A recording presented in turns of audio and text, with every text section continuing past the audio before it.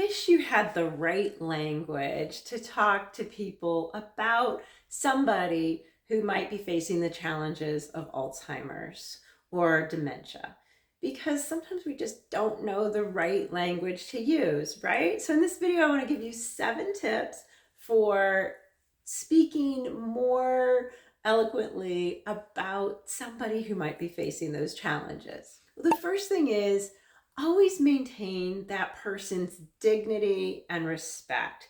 Don't talk about them like in front of them to somebody else, or discuss their ailments or their behaviors in front of them. Always think of that person who's facing the challenges as a person that you would just speak to normally. So you wouldn't, for instance, say in front of somebody, say, oh yeah, she had a horrible day today, she really acted out. No, that's not dignity and respect. So always think about that person as a person who isn't facing challenges when you're speaking about them. You always want to use that person first language. Now, this is one that I have had a daughter who had severe disabilities. And this is one that took me even a while to adapt to. I didn't like the language. I have a handicapped daughter, because that's putting the handicap first, right? So same thing with someone who's facing the challenges of the Alzheimer's diagnosis. You want to say, Mike is having a day today where he's facing some challenges. Not that, well, because of his Alzheimer's, Mike is acting out or something like that. Always lead with the person first. Third, always be positive, be joyful. There's so many things that someone facing this diagnosis is still doing, still enjoying. When my father-in-law was in memory care and we went to visit him, he went through a book that had all the states of the United States with different pictures. And he loved it. And he'd look through, and every once in a while he'd have a click of like, that's a lighthouse. I saw a lighthouse. And it was just, there's joy in that. And be positive. And when you leave a visit, think, oh, they did that today, and that was awesome. Avoid that stigmatizing language. Crazy, senile, cuckoo.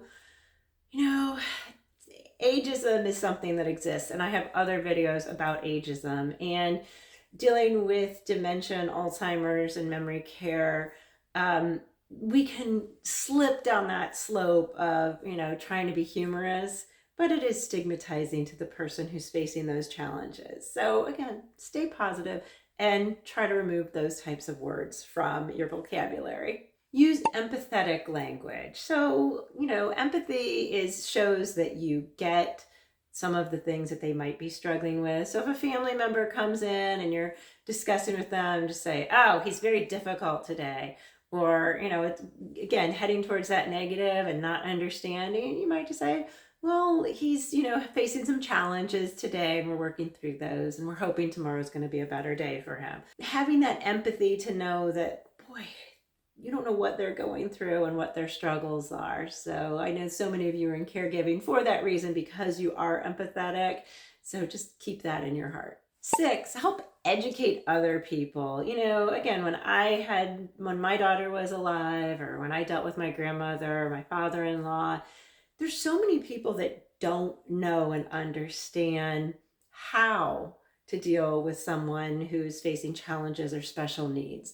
So in your role, either as a caregiver, a family member, or someone at a memory care unit, you have that ability to let people know, no, it's not, Mike with dementia or, doing this and that. It's just Mike. He's having a day today. So educate other people on how they can use those powerful words, those joyful words, those empathetic words. And then finally, number 7, just listen. Listen to others you might work with. Listen to family members more. Listen to your residents who are facing Alzheimer's or dementia. Listen to them, because they might know more and they might know what they want. Your family members may have insights onto certain things. So I know this isn't easy, but anyone in a caregiving role, you have the capacity to bring joy to a life, and that is something special. So thank you for doing that, and I hope these tips helped you just a bit. If you want to go further and have a conversation with me, a strategy call, that link is in the description below. Go ahead and subscribe if you want to learn more. Thanks so much for watching.